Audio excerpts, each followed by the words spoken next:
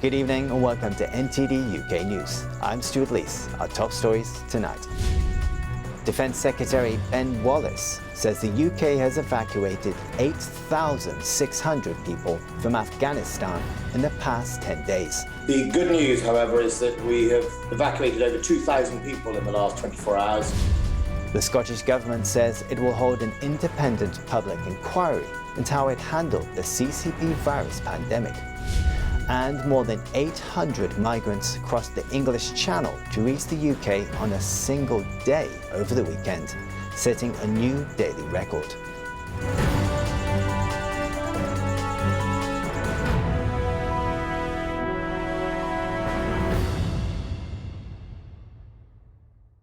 Defence Secretary Ben Wallace says the UK has evacuated over 8,000 people in the past 10 days.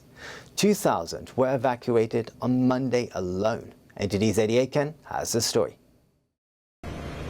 In the early hours of Tuesday, a flight of evacuees arrived at RAF Bryce Norton in Oxfordshire. Defence Secretary Ben Wallace says the UK has evacuated 8,600 since August the 14th. The good news, however, is that we have evacuated over 2,000 people in the last 24 hours. That's another sort of 700 extra than we did last 24 hours. The Prime Minister hopes to extend the August 31st withdrawal deadline, but this depends on US and Taliban agreement. Wallace thinks the extension is unlikely, so British troops in Kabul are racing to evacuate as many as possible. And we've also changed internally within our own military system how quickly it can take for us to get out, because for every hour we can squash the military evacuation is an hour we can add on to help the civilian evacuation. British troops in Kabul face the huge challenges to secure passage for UK nationals, Afghans and equipment. The challenge we've got at the moment really is time. Time is against us. And it's also the access into Kabul for the inter-theatre aircraft, because slot times are so short. And there's an awful lot of aircraft going into Kabul, understandably, to carry out this evacuation. More than 1,000 UK Armed Forces personnel are deployed in Kabul. Others welcome the evacuees in the UK with basic necessities for a new life. A lot of these families are coming back with absolutely nothing. We've had quite a few babies coming back. Last night in particular, we had quite a few children that were under 2 weeks old. Now they've only got the baby grows they're standing in. Quite a lot of children had no shoes. Dowds says some refugees arrive in dire condition. Last night we had a little boy who we actually got medical treatment for, and it turned out he hadn't eaten in a couple of days. So the first food he really had was provided by the British military. Among new evacuees, an individual on a no-fly list has been reportedly flown from Afghanistan to Birmingham on a British military plane. The government says the individual is no longer considered a risk. Defence Secretary Ben Wallace downplays this significance. It could be that this individual, and this is speculation about this particular individual, but it could be it's no fly until they're checked. It could be, there are lots of different conditions before they fly. It's not necessarily you are that dangerous you can't come on an airplane. But Wallace warns the security risk in Kabul gets more and more dangerous every day as the deadline looms. Eddie Aitken, NTD News. The French government says 5 Afghans who were evacuated from Kabul to France were placed under surveillance due to suspected links to the Taliban. One of them is in custody for failing to comply with a stay-at-home order. The government spokesperson said the Afghan helped with the evacuation of French citizens and people who worked for France and probably saved lives. He said investigations into potential ties to the Taliban are ongoing. Following a meeting of G7 leaders, Prime Minister Boris Johnson says the deadline by which US troops will leave Afghanistan will not be extended past 31st of August. NTD's Eddie Aiken reports. The Prime Minister convened an emergency G7 summit on Tuesday. He pressed the US President to extend the end-of-month deadline for the US troops leaving Afghanistan. The PM said Britain and its allies need more time to evacuate citizens and vulnerable Afghans. But President Biden decided to stick to the original deadline, and the Taliban said they would not agree to an extension. Talking after the summit, Johnson said British forces will continue the evacuation effort right up until the last moment. He said the UK is confident thousands more can be airlifted out of Afghanistan before the deadline. Eddie Aitken, NTD News. Scotland's First Minister Nicola Sturgeon confirms plans for a public inquiry into the CCP virus pandemic in Scotland. She says it will be established by the end of the year. Here's NTD's Eddie Aitken with more. Nicola Sturgeon says Scotland's inquiry into the CCP virus pandemic will scrutinise the government's decisions to learn lessons for future pandemics. When the SNP won office in May, it pledged to set up a public inquiry in the first 100 days of re-election. The public in Scotland have until September the 30th to email the government with ideas for the inquiry. Sturgeon says it'll take a person-centred, human rights-based approach. The Deputy First Minister says discussions are also ongoing with the UK government on the planned Four Nations inquiry to ensure all areas that need to be considered are covered in a way that gives confidence to bereaved families and others. Sturgeon says Scotland can't rule out reimposing restrictions after more people tested positive for the virus. The recorded cases in the last 24 hours in Scotland come to over 4,000. She says it's the largest recorded in a single day, but highlighted testing has increased compared to early stages of the pandemic. Eddie Aitken, NTD News. McDonald's customers hoping for a milkshake are out of luck. The fast food giant has run out of milkshakes in all of its UK restaurants due to supply chain problems. NTD's Neil Woodrow has the story. The McDonald's burger chain on Tuesday not only has no milkshakes, but has also been left without bottled drinks across all its 1,250 outlets in the UK. A spokesman told NTD, like most retailers, we are currently experiencing some supply chain issues, impacting the availability of a small number of products. We apologise for any inconvenience and thank our customers for their continued patience. McDonald's is the latest to be hit by supply woes. Nando's was last week forced to shut around 50 restaurants amid a chicken shortage. It blames staffing shortages at suppliers and a reduced number of lorry drivers. Rival KFC also recently announced that supply chain issues meant it was unable to stock some menu items. Firms across a raft of sectors in the UK, including supermarkets, have been battling with the supply chain crisis. This comes as part of the impact following post-Brexit EU immigration rules, COVID-19 restrictions and self-isolation rules. Business groups have called on the government to review some of its policies regarding temporary work visas for lorry drivers. Neil Woodrow, NTD News. More than 800 migrants crossed the English Channel in 30 small boats on a single day over the weekend, a new record for the current crisis. NTD's Anna Rodriguez brings us this report. 828 people made the dangerous journey across the English Channel on Saturday, setting a new daily record. The Home Office confirmed on Monday that 30 migrant boats succeeded in reaching the UK that day. The new record is over 200 more than the previous daily record, which was set less than 2 weeks ago. So far this year, more than 12,000 people have crossed the Channel to the UK. The migrant crossing have increased despite repeated vows by the Home Office to make the route unviable. The sea journey has claimed many lives.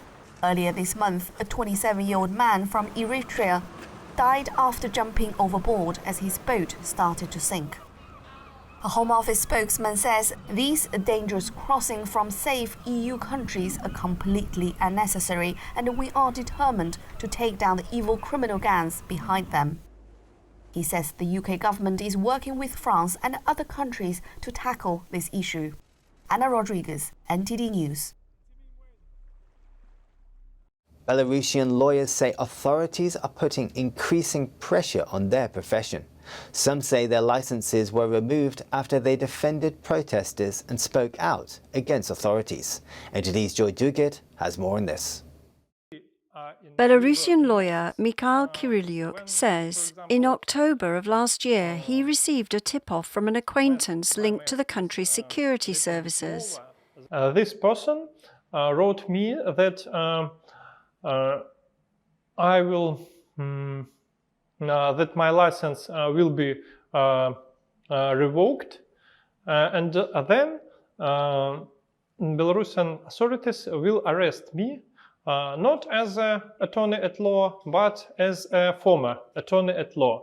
Kiryliuk quickly fled to Poland with his parents and children. In February, the Justice Ministry revoked his licence. He said in Belarus he took on cases related to the protests that followed the presidential election that most European countries regard as rigged.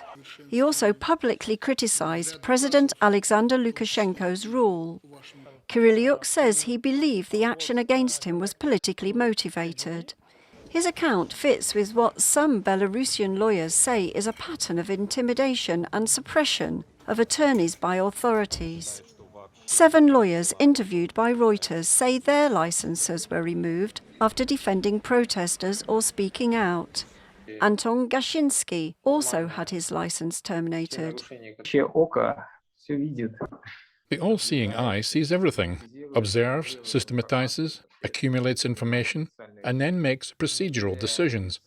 We can easily turn from a subject of criminal proceedings into an object. A key moment for some lawyers was the arrest in September of lawyer Maxim Znak. He represented Maria Kolosnikova, one of the leaders of mass street protests. Earlier this month, both went on trial on criminal charges of extremism, which they deny. Sergei Sigratsky, a lawyer for Znak, lost his licence in March after appearing before a panel established by the Justice Ministry. We did not discuss legal issues. I have not discussed my qualifications. We discussed why I gave the media interviews and why I did not have the right to speak out. As a result of the testimonial, the Commission found that I was not qualified enough to carry out further advocacy work. Reuters could not independently corroborate their assertions. According to the International Federation of Human Rights, at least 23 Belarusian lawyers have been disbarred since last summer. Before August 2020, the rules of the game were clear, and some legal mechanisms worked. There was no obvious torture in relation to political prisoners. Now we see the complete legal lawlessness in Belarus. The concept of law does not exist in principle. The Justice Ministry said it has the power to terminate legal licences. It added that a number of lawyers had lost their licences this year because they had committed gross violations of licensing legislation. A new law approved by Lukashenko in June says that only candidates approved by the Justice Ministry can practice law. Joy Dugid, NTD News. Still to come, the world looked on in shock as wildfires burned Greece earlier this month. Now the flames have gone, and with them the livelihoods of a generation. We hear from resin collectors who are struggling to make ends meet. That and more after the break.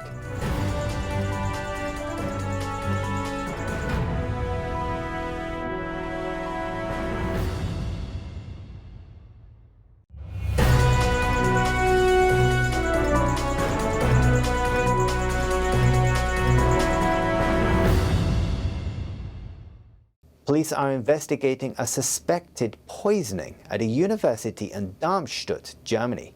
Some employees and students were affected after consuming drinks on university grounds.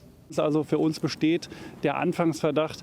Our initial suspicion is an attempted murder on 7 counts, which is based on the fact that the substance was found in several floods, which can be harmful and even lethal. Lebensmitteln jetzt eine Substanz nachgewiesen wurde, die gesundheitsschädlich sein kann, sogar tödlich sein kann. He added authorities know the substance but cannot yet name it, so as to not hamper the investigation.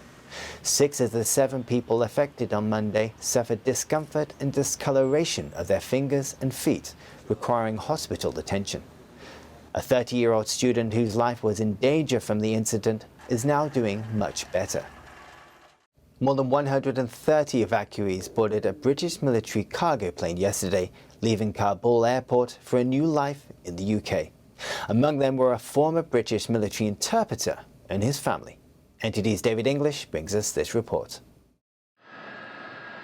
The world has closely watched the chaos at Kabul airport this week.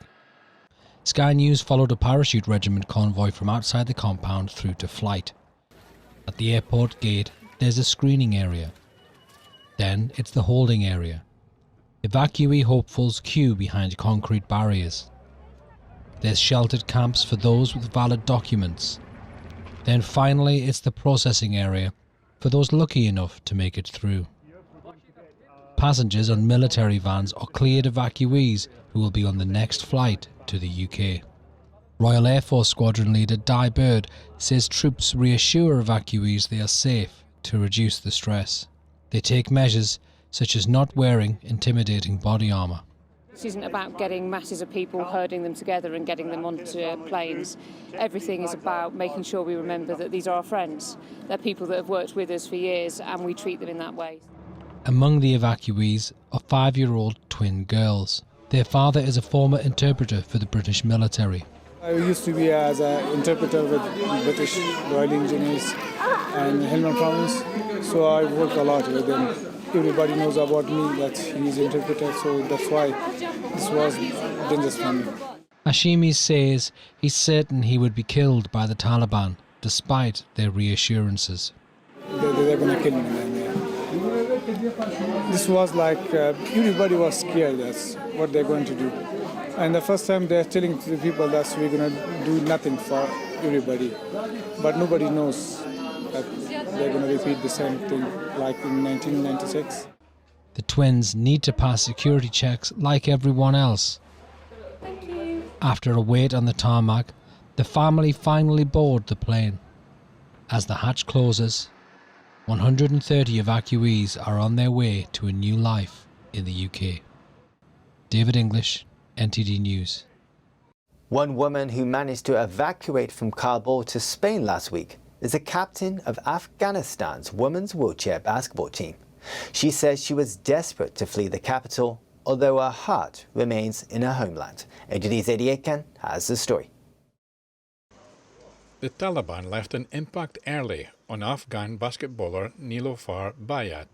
In an instant, they changed her life forever. Bayat, who was the captain of Afghanistan's women's wheelchair basketball team, was just 2 years old when a rocket hit her house in Kabul, injuring her spinal cord. The bad memory I had, it was about Taliban, because they came, they changed my life, they changed his life. They came and put it a non-stoppable pin in our life, a permanent disability, that we will have this in whole life. In the wake of the Taliban's takeover last week, she joined the thousands desperate to leave the country. For days, she and her husband Ramesh waited amid the chaos at Kabul's airport. Taliban are shooting around and it's too difficult. They are shouting if they don't hear what we say. We had a very difficult time, but now fortunately I'm here with Ramesh and just sitting and we are waiting. In recent years, Bayat was hopeful things were changing in Afghanistan.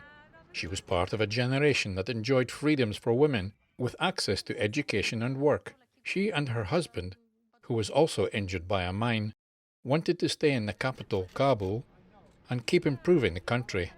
But their dreams were cut short. They would destroy all the wishes and all the achievements, all what we did in the last 20 years. In Afghanistan, we had too many wishes. Like I was thinking about to improve for my basketball, with my job, with my studies, this all. Now she has been offered to play for a wheelchair basketball team in the northern Spanish city of Bilbao. Thanks to the Spanish government and the Spanish Basketball Federation, she was given a place on a plane out of Kabul, arriving to safety on Friday. Although she is safe in Spain, her heart is still in Afghanistan. I want to tell them that you are so strong that you are still there. We know living in Afghanistan is not easy. We pray from here for them to be safe. And please, don't give up. And don't accept all the rules of Taliban, because if you accept today, they will put another rule tomorrow. Eddie Aiken, NTD News. Resin collectors from the Greek island of Evia have been left destitute, and many are facing an uncertain future. This comes as vast swaths of pine forests were destroyed by wildfires earlier this month. NTD's Cos Temenes brings us more on this. Christos Livas worries about making ends meet for his 4 children. He's a resin collector on the Greek island of Evia. Tens of thousands of hectares were reduced to ashes there earlier this month. Greece was hit by some of the worst fires in decades. Those that ran with resin we didn't cut. We cut the useless trees for our homes, for wood, and we'd sell some for firewood. For now, it's finished. Everything has turned to ash. The forest has been destroyed for generations to come. Most of Livas's livelihood has literally gone up in smoke. Maybe there are some pines left over there towards the south. Who will go there first? And just the fuel you need to go. You go to Prokopi to tap all the way from here? It's not worth the fuel you'll use to go by car. You won't make a wage. Now we who are left here, we are doomed. Livas used to supplement his income by farming and logging. Now there are no more trees to log. Without much education, he may not be able to find work to support his family. Other families were hit even worse. It's not the future. It's what we see. When you've been living something for 50 years and now you see this thing, this charcoal, okay, it's... Antonis Natsios started working as a resin collector at age 12. He learned the technique from his father, who learned it from his father. He's now 51 with 3 children, 2 of them in university. Nothing is left. If only 10 acres were left, I don't know, 50, 10, so I can see woodland. For me to see woodland now, I have to go to Perdion, to Areos Park in central Athens. There is nothing left. In Greece, 80% of pine resin and 70% of pine honey comes from Evia. But the devastation means neither of these will be produced for several decades. The government has vowed to compensate those affected. But the resin collectors of Evia say nothing can make up for the loss of their livelihoods for decades to come. Cost Jimenez, NTD News. The International Motor Show, known as the IAA, will be held in Munich for the first time this year. The show will be a hybrid of both in-person and online visitors. NTD's Arian Pasta has the details.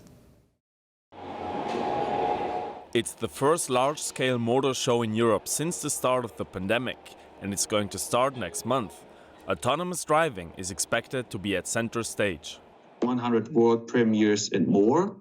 We will present autonomous driving in a way that can be really experienced for all participants here in Munich. As is tradition at the IAA, German manufacturers will be heavily represented, but international brands will be there too. Of course, the German brands like Audi, BMW, Mercedes, but also international ones like Cupra, the Seat subsidiary, Dacia, Renault. This year's IAA is also being billed as the biggest bicycle event in Europe. But veterans of the Frankfurt Motor Show might be surprised that many car manufacturers have decided not to attend this year. Lamborghini, Bentley and Skoda are not expected to be at the show. It's not just coronavirus, there's the computer chip shortage, there's huge difficulties developing vehicles under all the restrictions they've had. There's huge difficulties selling the vehicles. For all the people attending the show in person, there will be a mask mandate as well as a requirement to show either a proof of vaccination or a recent negative COVID test. We want to make sure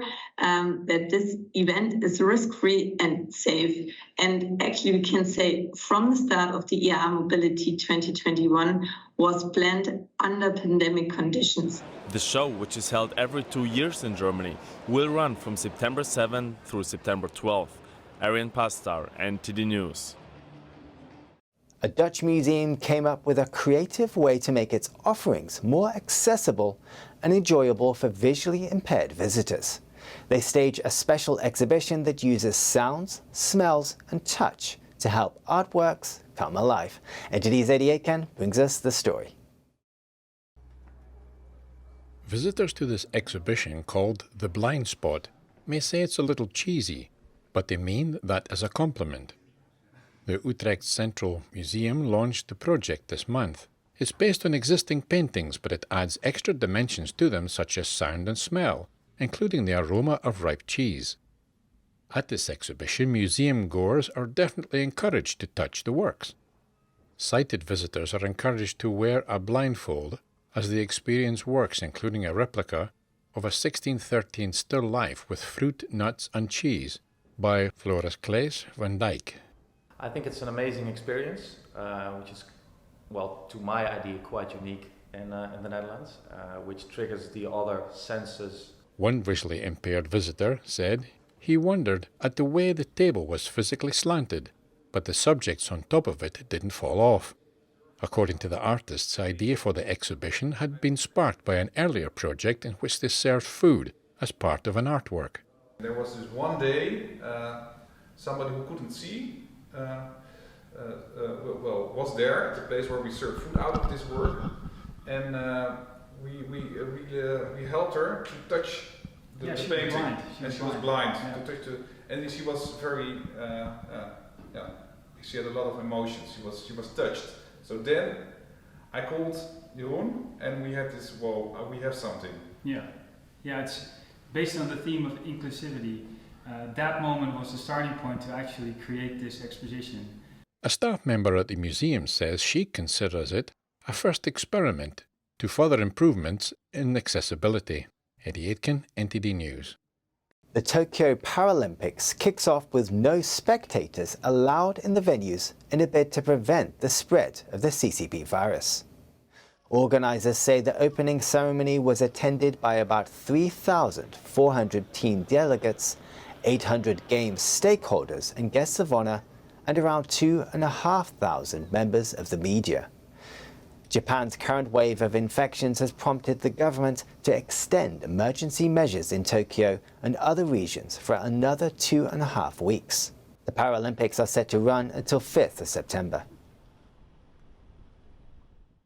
That's the news for today, and thanks for tuning in. I'm Stu Lees.